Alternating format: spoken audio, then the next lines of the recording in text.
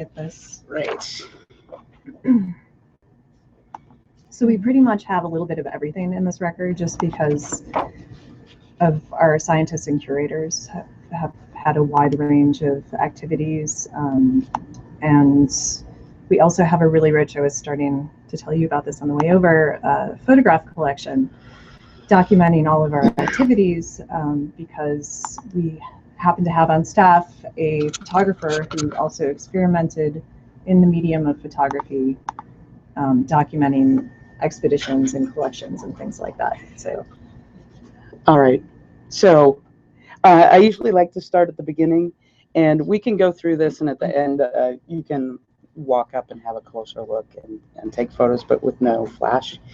The beginning starts with James Smithson, and I'm going to handle this very, very gently. I don't know if we can get this online or see it in any way. This is a draft of James Smithson's will. Smithson was an Englishman who never traveled to the United States. He was a gentleman scholar, a chemist, and he was the illegitimate child of the first Duke of Northumberland. He donated his fortune to the United States, which was very odd since he'd never traveled here. The reasoning behind the donation is actually kind of a mystery, because when the donation was finally accepted, and it took several years for the U.S. Congress to say, okay, we'll take the money because this had never happened before, we really don't know why Smithson donated it, because when the money came and his correspondence and personal effects and his library, most of it was destroyed in a fire at the castle in 1865. His library primarily remains, and that's over at the Rare Books Library. In the Coleman Library and the Natural History Museum. Right. But there is a biography out that was written by Heather Ewing, a fellow here at the archives. And basically what she had to do is travel to Europe and find the letters that Smithson wrote to his colleagues to try to piece together some reasoning. And her theory is that the movement at the time in the 1820s, early 1800s, in America was really towards the citizen scientist and the democratization of science, as opposed to being an elite in the elite who would study in Europe, which was sort of the model. And his admiration for that movement led him to donate his fortune. He did have a nephew, but he had no children. And his nephew died before having heirs of his own. So that's why the second choice was to go to the U.S. I'm going to move this very gently over here. I'm going to start shifting stuff this way. Now we're just going to show some interesting little tidbits. This book is not meant to be moved that way. We have here plates for a publication by Mary Vaux Wolcott. Mary was the third wife of Charles Wolcott, the fourth secretary of the Smithsonian, and she published this volume on North American wildflowers. This is just one of the plates from the volume.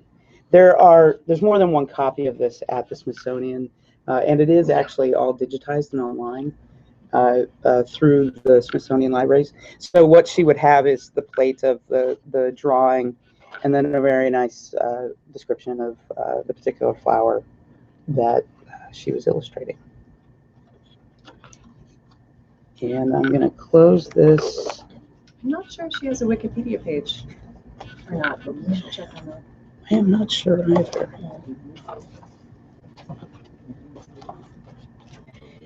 Okay, Serena.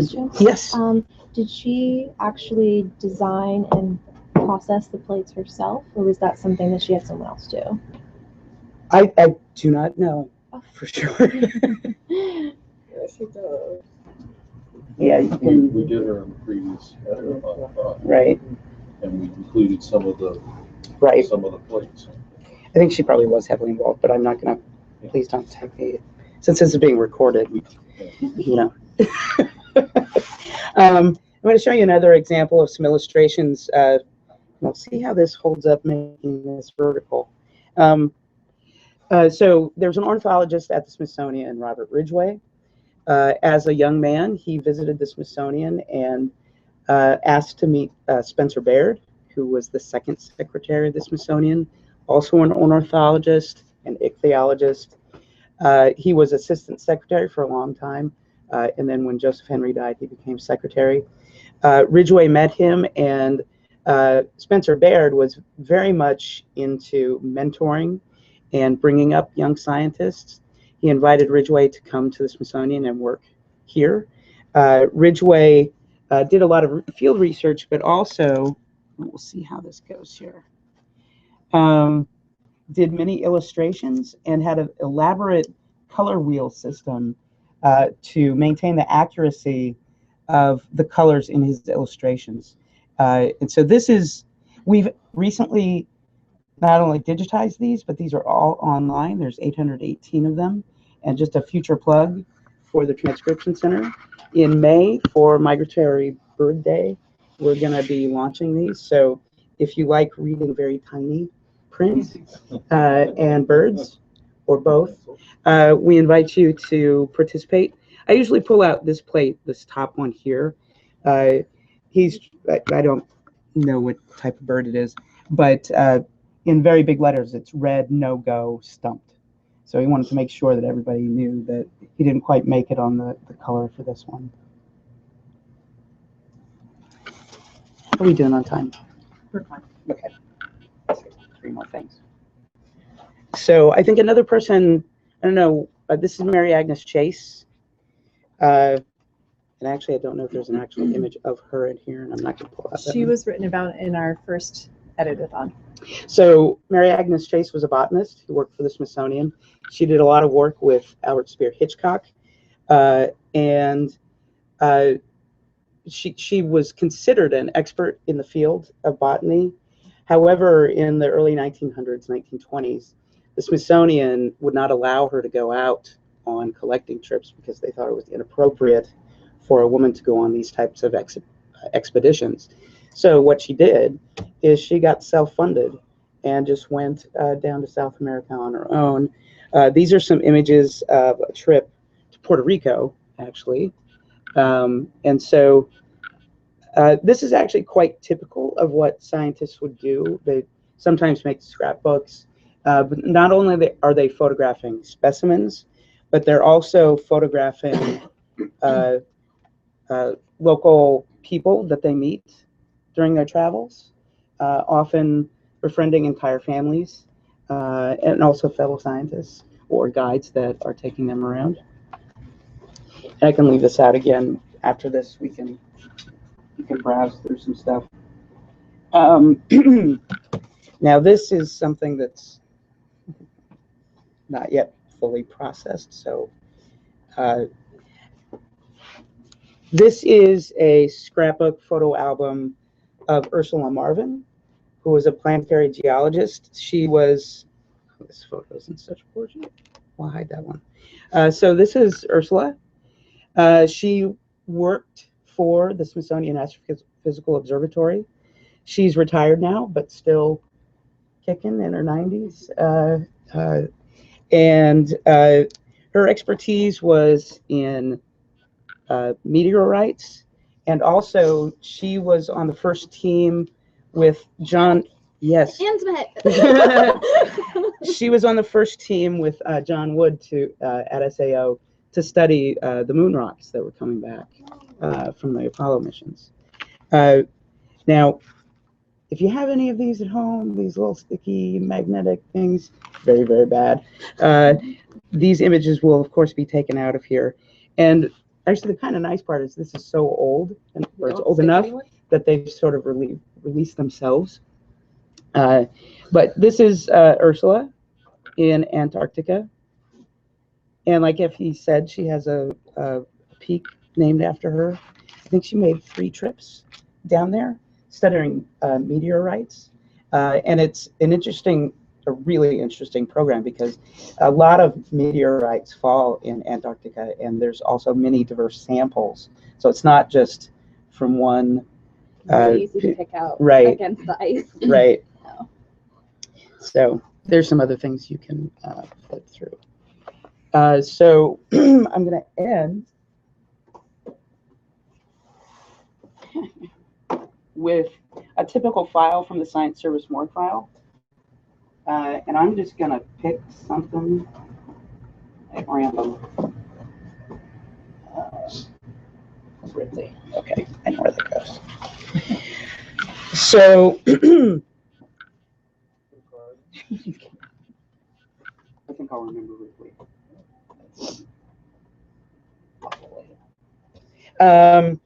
So Science Service as a news organization, like any other newspaper at the time, would create a morgue file. Are you familiar with what that Could you is? explain it to us? So a morgue file is where a news organization would keep draft copies of articles or stock photos that they got from various institutions or colleges, any sort of notes or information, so that if they ever had to go back to a particular topic or a person and do another story, they would have that in their vertical file or in their morgue. Right now, you know, these days everything's digital, and you just go, okay, what's the last photo we have of, you know, Hugh Grant, or something like that. This would be a paper file. They'd go back and say, all right, what do we have on Lisa Meitner, or what do we have on Niels Bohr? And they could go back, and there's a variety of things in here. There's no, that's interesting. That's actually a glass negative. So there would be things like draft article. There would be, should put this on. There would be photographs, and this is of the 9,300 some that we've digitized like this. Sometimes there would be original photography. They did have photographers on their staff, and even the director of Science Services would take his own photos at certain events. But on the back of these images might be some editorial notes about what they were going to publish. They might have the photographer's name. They might have, I'll try to find, some of these, they might have a number. They might be attached to a press release. But what we found, especially with the women, and also with the other photographs, is they would have Mrs. So-and-so, or just E.S. Goodwin. Well, what does E.S. stand for? And we know that it's a woman standing at a drafting table drawing something. So that's where, in some cases, we've thrown it out there on Flickr and had people help us crowdsource. And some of the photographs became quite popular. E.S. Goodwin, this woman who was sitting at the drafting table, for 2 years running, we had people like going to her gravesite, finding her marriage announcement, her yearbook photo from high school. And after a couple of years, we got this email saying, that's my grandmother. And her granddaughter actually came here to visit us. And I have and Dan's Elizabeth Goodwin was an illustrator for Science Service. And Effie and I and Marcel actually have one of her watercolors in our offices that her granddaughter gave us. So we're dealing in some cases with very detailed information about a photograph and a caption that they used. But a lot of times we don't have very much to go on at all. And the interns who went through this were pretty amazing. But there was one intern who did over 3,000 of these images, and we check on her occasionally, and she's going, it's just another dead white guy, another dead white guy. But then occasionally there'd be, one of these 348 women that she could find. So do you have any questions? And I can put, excuse me, any of this out. How many boxes do you have? Of the Science Service. Of the biography morgue file, there are 26 boxes. Wow. Like this. We also have almost 100 boxes of additional morgue file stuff that is more topical, like atomic energy or birth control or chemistry or you name it. They would go back to previous articles and either reuse or revise and things like that. And we have their business records as well. This is the business records is about, it's 400 some boxes of stuff. What was Ridgeway's first name? Robert. Robert. And it's Ridgway. There's no E in his name. It always comes up wrong on spell check until you add it to your dictionary. Anything else? I have a question. Sure. What's your favorite story of a woman in science that you have in the collection? It's your very favorite. That's hard to choose.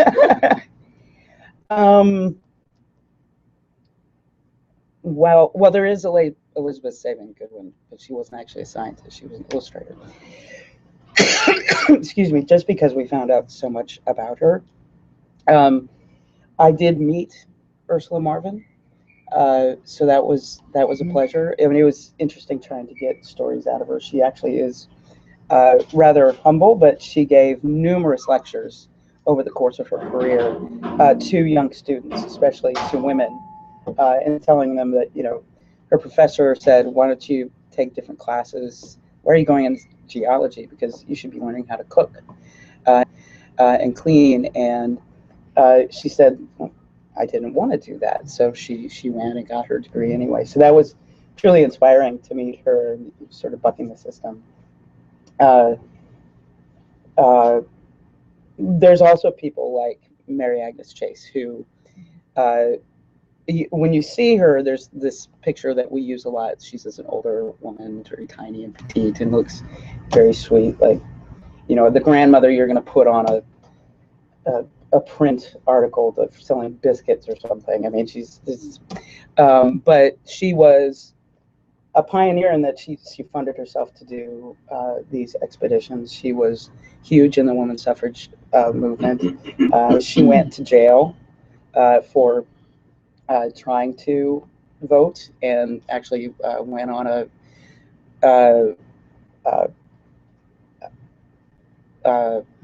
hunger strike. Thank you. And they force fed her. Was she in Occoquan? She ticketed the workout? I'm not sure where she was with this that same group of women, but I don't know if they had multiple rounds of their protests. Yeah. She was also big. Right. Yeah. Right.